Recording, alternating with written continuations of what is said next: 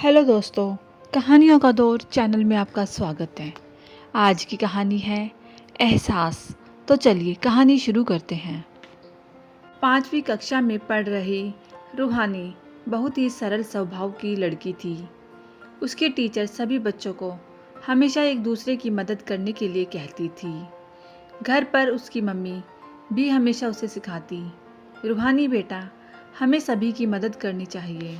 रूहानी अपनी मम्मी को भी सभी की मदद करते हुए देखती थी। इस तरह की परवरिश के कारण ही क्लास में किसी को यदि किसी भी चीज़ की ज़रूरत हो तो रूहानी मदद अवश्य करती थी। उसी के साथ पढ़ने वाली बिपाशा उसके इस स्वभाव का हमेशा ही फ़ायदा उठाती थी। बिपाशा अक्सर ही रूहानी से पेन, पेंसिल, रबर, शार्पनर जैसी चीज़ें मांगा करती थी। कभी वह वस्तुएं लौटा देती और कभी स्वयं ही रख लेती थी।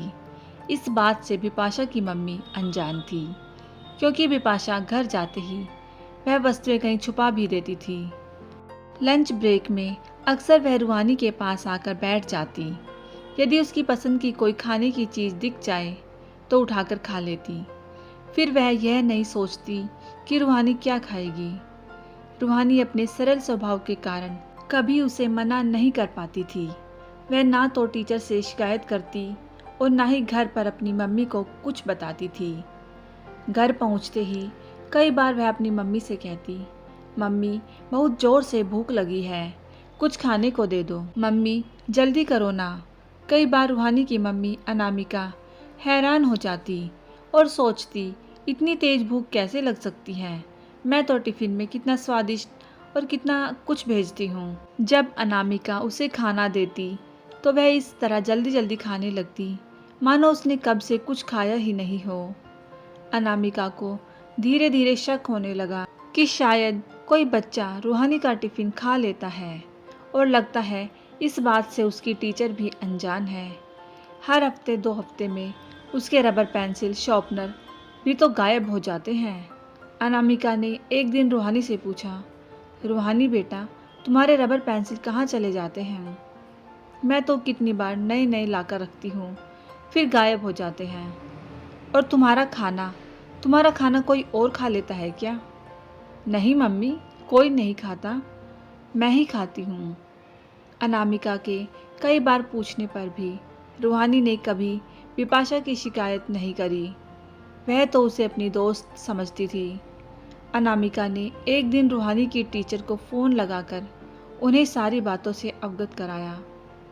रूहानी की टीचर ने कहा, जी आप बिल्कुल चिंता ना करें, मैं देखती हूँ।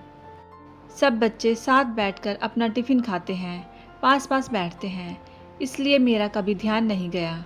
रूहानी और बिपाशा काफ़ी अच्छी दोस्त हैं, वह दोनों हमेशा साथ साथ होती हैं। मैं अब ध्यान रखूँगी और तुरंत ही आपको खबर भी करूँगी। तब टीचर ने ध्यान देना शुरू किया और जल्द ही उन्हें पता चल गया कि क्या चल रहा है।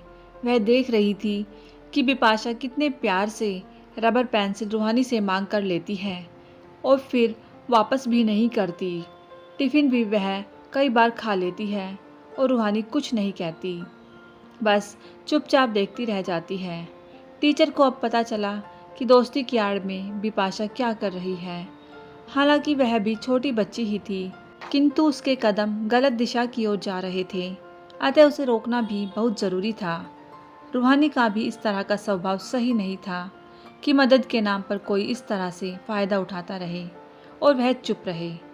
यह सब देखने के बाद टीचर ने बहुत सोच समझकर एक योजना बनाई, जिससे सांप भी मर जाए और लाठी भी न टूटे।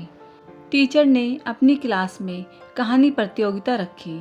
सभी बच्चों से कहा, अपने घर से एक एक कहानी सीख कर आना।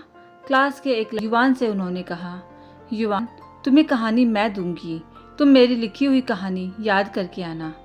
युवान बहुत ही अच्छी स्पीच बोलता था, इसलिए टीचर ने अपनी कहानी के लिए उसे पसंद किया था। 3 दिनों के बाद कहानी प्रतियोगिता थी। सभी बच्चे कहानी तैयार करके आए थे। वह एक एक करके अपनी कहानी बोल रहे थे और हर कहानी के अंत में टीचर कहानी में छुपा हुआ संदेश बच्चों से पूछती थी। सही गलत का निर्णय भी बच्चों से ही करवाती थी। रूहानी और बिपाशा ने भी अपनी अपनी कहानी बोली। सबसे आखिर में युवान का नंबर आया और उसने अपनी टीचर की लिखी कहानी बोली। युवान की कहानी में वही सब लिखा था जो कुछ उनकी क्लास में घट रहा था। बच्चों के नाम अलग थे बस। जिस तरह से बिपाशा अपने ही दोस्त रूहानी के सरल स्वभाव का फ़ायदा उठा रही थी, गलत दिशा की तरफ जा रही थी।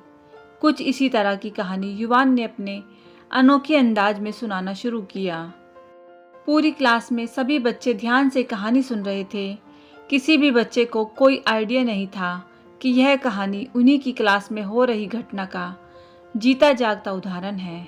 युवान के कहानी सुनाते समय बिपाशा एकदम शांत थी और नीचे सर झुकाकर बैठी थी। शायद वह समझ रही थी कि इस कहानी की खलनायिका वह खुद ही है। जैसे जैसे कहानी आगे बढ़ रही थी, बिपाशा की आंखें आंसुओं से भीग रही थी।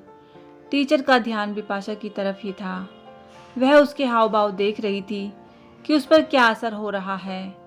कहानी के अंत में संदेश था कि हमें कभी किसी का फ़ायदा नहीं उठाना चाहिए, मदद करनी चाहिए, किंतु हमें कोई मूर्ख बनाए ऐसा नहीं होने देना चाहिए।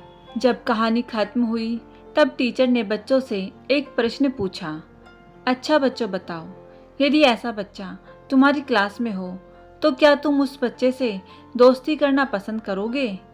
सारे बच्चे एक साथ चिल्लाए, नहीं टीचर। बिपाशा शांत थी। साथ ही रूहानी यह कहानी सुनकर सोच रही थी कि क्या यह कहानी उसके लिए है। उसे भी अपनी गलती का एहसास हो रहा था। इतनी शिक्षा बिपाशा को उसकी गलती का एहसास कराने और उसे बदलने के लिए काफ़ी थी। वह सब कुछ समझ गई थी और शर्मिंदा भी थी। उस दिन के बाद बिपाशा ने अपनी गलत आदत हमेशा हमेशा के लिए छोड़ दी।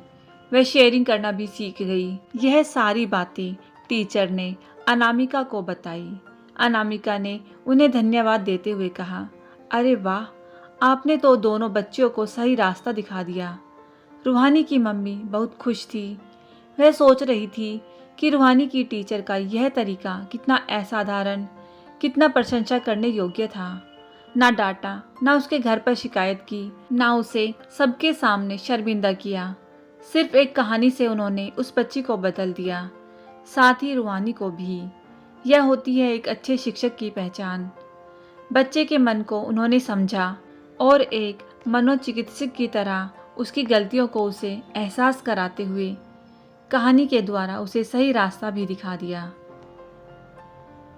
दोस्तों, कहानी में टीचर का तरीका आपको कैसा लगा मुझे कमेंट करके ज़रूर बताएं। यदि कहानी अच्छी लगी हो तो कहानी को लाइक कीजिएगा, शेयर कीजिएगा और यदि चैनल पर नए हैं तो चैनल को सब्सक्राइब करना बिल्कुल ना भूलिएगा। कहानी सुनने के लिए बहुत बहुत धन्यवाद।